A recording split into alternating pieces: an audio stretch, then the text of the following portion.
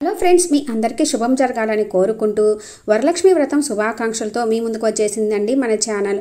ఓం శ్రీ వరలక్ష్మి దేవ్యే నమః. శ్రావణ మాసంలో నిత్య సౌభాగ్యం కోసం ముత్తైదువులందరూ చేసుకునే వరలక్ష్మి వ్రతం రోజు తప్పక చదువుకోవలసిన వినవలసిన వ్రత కథను ఈ వీడియోలో చూద్దాం ఫ్రెండ్స్. సూత మహాముని సౌనికాది మహర్షులు శ్రీ వరలక్ష్మి వ్రత కథ గురించి అడుగగా సూత మహాముని ఈ విధంగా వినిపించసాగాడు. మునీశ్వరులారా, స్త్రీలకు సర్వ సౌభాగ్యమును కలిగించే వరలక్ష్మి వ్రతం అనే మహావ్రతాన్ని గురించి పూర్వము పరమేశ్వరుడు పార్వతీదేవికి చెప్పినాడు. ఆ కథనే మీకు నేను చెబుతున్నాను, వినండి. కాంతులతో శోభాయమానంగా మెరిసిపోయే వెండి కొండ మీద బంగారు సింహాసనం మీద కూర్చొని ఉన్న పరమేశ్వరుని దగ్గరికి పార్వతీ అమ్మవారు వచ్చి నమస్కరించి, ఓ దేవదేవ, భూలోకంలో స్త్రీలు ఏ వ్రతం చేస్తే సర్వ సౌభాగ్యాలు, పుత్ర పౌత్రాదులు, ధన కనక వస్తువాహనాది సకలైశ్వర్యాలు పొందగలుగుతారో అటువంటి వ్రతం ఏదైనా సెలవివ్వండి అని అడిగింది అమ్మవారు. పరమేశ్వరుడు ఇలా అన్నాడు, ఓ దేవి, స్త్రీలకు సర్వ సౌభాగ్యాలు కలిగించేది వరలక్ష్మి వ్రతం అని ఒకటి ఉన్నది. ఆ వ్రతాన్ని శ్రావణ పౌర్ణిమకు ముందు వచ్చే శుక్రవారం నాడు చేయాలి అనగానే పార్వతి, నాదా, ఈ వ్రతాన్ని ఎలా చేయాలి? దాని విధి విధానాలు ఏమిటి? ఏ దేవతను పూజించాలి? పూర్వం ఎవరైనా ఈ వ్రతం చేసి ఫలితాన్ని పొందినారా? ఈ సంగతులన్నింటినీ వివరంగా చెప్పండి అని అడుగగా పరమశివుడు ఇలా చెప్పడం ప్రారంభించాడు. పార్వతీదేవి శైలరాజ నందిని, పూర్వం మగధ దేశంలో కుండిన నగరం అని ఒక పట్టణం ఉంది. అది ధర్మాత్ములు పుణ్యాత్ములు అయిన ప్రజలతో నిండి ఐశ్వర్యాలతో తొలదూకుతూ ఉన్నది. ఆ నగరంలో ఒక బ్రాహ్మణ కుటుంబం ఉన్నది. ఇంటికి కోడలుగా వచ్చిన చారుమతి అనే యువతి చాలా ఉత్తమురాలు. ఆమె ప్రతిరోజు ఉదయాన్నే మేల్కొని ఇంటి పనులు చూసుకొని స్నానం చేసి భర్తను దైవంగా భావించి పూజించేది. అత్తమామలకు సకల ఉపచారాలు చేస్తూ అందరికీ ఇష్టంగా మితంగా మాట్లాడుతూ గృహకృత్యాలు చేసుకుంటూ ఉండేది. ఇంటిలోని వారి చేతనే కాక ఊరిలోని వారందరి చేత కూడా మంచి మనిషి అని, అంటే ఉత్తమ ఇల్లాలు అని మంచి ప్రశంసలు పొందింది.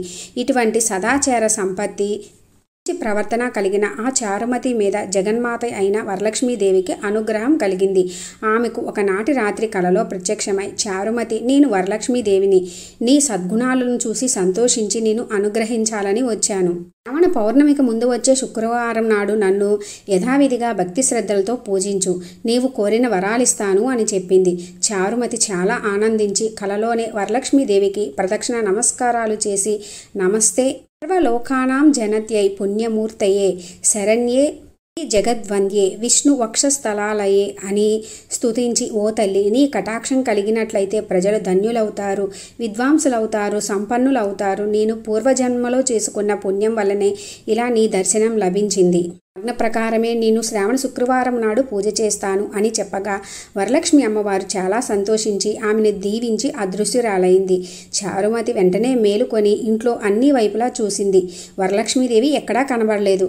ఓహో, నేను కలగన్నాను కాబోలు, కలలో కూడా నా మీద దేవి ఎంత దయ చూపించింది అని ఆశ్చర్యపడుతూ భర్తను లేపి ఆయనకు మామలకు జరిగిన విషయం చెప్పగా వారు చాలా ఆనందించి, ఇలాంటి స్వప్నం రావడం శుభసూచకమని, సాధు స్వభావం కలవారికి గాని అలాంటి అదృష్టం పట్టదని ఆనందించి శ్రావణ పూర్ణిమకు ముందు వచ్చే శుక్రవారం నాడు తప్పక వరలక్ష్మికి పూజ చేయవలసింది అని వారు చెప్పారు. అయితే చారుమతి అంతటితో ఊరుకోక, ఇలాంటి వాళ్ళు అందరికీ మంచి జరగాలని కోరుకుంటారు కదండి, అందుకని వచ్చిన స్వప్నం గురించి ఊరిలోని వారందరికీ చెప్పింది.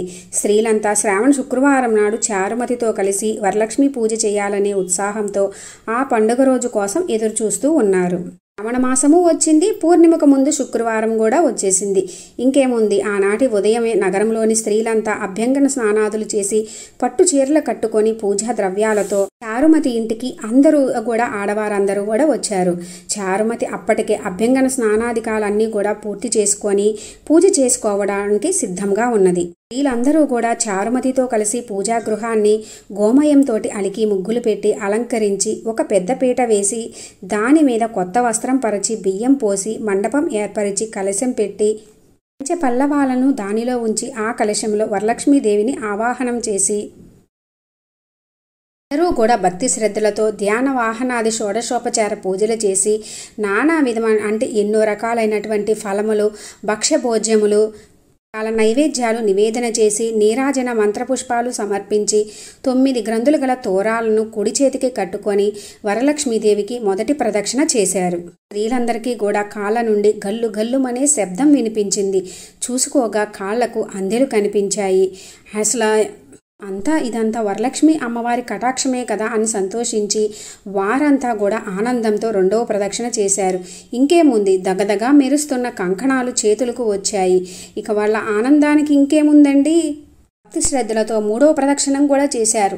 ఇక చెప్పేదేమునుంది, ఆ స్త్రీలంతా కూడా ఉళ్ళంతా సర్వాభరణ భూషితులైనారు. ఇంకా ఆ స్త్రీలందరి భవనాలు కూడా సువర్ణమయమైపోయాయి. ఇళ్ళన్నీ కూడా రథ గజ తురగాది వాహనాలతో పరివారంతోనూ మహారాజు భవనాల్లాగా ప్రకాశించిపోసాగాయి. ఆ స్త్రీలందరినీ వారి వారి ఇళ్లకు తీసుకుపోవడానికి గుర్రాలు, ఏనుగులు, రథాలు మొదలైన వాహనాలు వచ్చి చారుమతి ఇంటి ముందు నిలబడ్డాయి. స్త్రీలందరూ కూడా ఎంతో ఆనందంతో ఆ అమ్మవారికి నమస్కరించుకున్నారు. తర్వాత కల్పోక్త విధానంగా పూజ చేయించిన బ్రాహ్మణోత్తమునికి గంధ పుష్పాక్షలతో పూజ చేసి 12 కుడుములు వాయినం ఇచ్చి దక్షిణ తాంబూలాదులు సమర్పించారు. తర్వాత బ్రాహ్మణోత్తమునికి నమస్కరించి ఆశీర్వాదాలు పొందిరారు అందరూ కూడా. వరలక్ష్మీదేవికి నివేదించిన పదార్థాలను బంధుమిత్రులతోటి కలిసి అందరూ కూడా ఆరగించి తమ కోసం వచ్చిన వాహనాలను ఎక్కి తమ ఇళ్లకు పోతూ, చారుమతీదేవి ఎంతటి భాగ్యవంతురాలు, వరలక్ష్మి అమ్మవారు స్వప్నంలో ఆమెకు సాక్షాత్కరించింది. ఆమెతో పాటు పూజ చేసుకున్నందుకు మనం కూడా అదృష్టవంతులైనాము. వారితోటి సహవాసం చేస్తే సకల శ్రేయస్సులు కలుగుతాయి అనడానికి ఇంతకంటే నిదర్శనం ఇంకేం కావాలి అని పొగిడారు. నిజమే కదండి, మంచివారితోటి సావాసం చేస్తే అంతా మనకి కూడా మంచే జరుగుతుంది. ఇక్కడ ఆ చారుమతీదేవి చేసుకున్నది వ్రతం. అందరూ కూర్చొని అందరూ కూడా పాలు పంచుకున్నారు. అందరికీ కూడా పుణ్యం దక్కింది. తర్వాత నుంచి ప్రతి ఏటా కూడా ఈ శ్రావణ శుక్రవారం పూజంతా వారంతా కూడా చేస్తూ వచ్చారు. ఆ సాంప్రదాయమే తరతరాల నుంచి ఈనాటి వరకు వచ్చింది. పార్వతి ఉత్తమమైన వరలక్ష్మి వ్రతాన్ని అన్ని వర్ణాల వారు ఎవరైనా ఆచరించవచ్చు. ఆచరించిన వారికి ఆ వరలక్ష్మీదేవి సకల ఐశ్వర్యాలను, నిత్య సౌభాగ్యాన్ని ప్రసాదిస్తుంది అని చెప్పి పరమేశ్వరుడు చెప్పాడు. ఈ వరలక్ష్మి వ్రత కథను వినేవారికి, చెప్పేవారికి కూడా ఆ జగన్మాత సర్వ వాంఛాలను సిద్ధింపజేసి ఆయురారోగ్యాలను, భోగభాగ్యవంతుల్ని, నిత్య సౌభాగ్యాన్ని ప్రసాదించి అందరినీ అనుగ్రహిస్తుంది. విధంగా సూత మహాముని మునులందరికీ కూడా చెప్పి వ్రత కథను, మునులారా విన్నారు కదా, చారుమతి ఎదుటివారి మంచి కోరింది. ఎదుటివారికి మంచి జరగాలని మనం మనస్ఫూర్తిగా కోరుకొని ఏమి చేసినా ఆ అమ్మవారు సులభంగా ప్రసన్నురాలై మీరు కోరుకోకుండానే అంతా మనకి మంచి చేస్తుంది. వారికి మనం అంతా మంచి జరగాలి అనుకుంటే మనకు కూడా అన్నీ కూడా శుభ ఫలితాలే కలుగుతాయని చెప్పారు. మనకే మంచి జరగాలని కాకుండా ఫ్రెండ్స్, అందరికీ మంచి జరగాలని కోరుకుంటే మనకి తెలియకుండానే మనకంతా మంచి జరుగుతుంది. ఈ వ్రత కథను విన్నా, చదివినా, ఎవరికన్నా వినిపించినా కూడా నిత్య సౌభాగ్యము, ఐశ్వర్యాలు, సకల సంపదలు కలుగుతాయి. లక్ష్మీ వ్రతం రోజు భక్తి శ్రద్ధలతో వరలక్ష్మి అమ్మవారిని పూజించుకొని ఆ అమ్మ అనుగ్రహంతో మీకు అన్నింట విజయం చేకూరాలని, సకల సంపదలు, ఐశ్వర్యాలు కలగాలని కోరుకుంటున్నాను ఫ్రెండ్స్. Thanks for watching.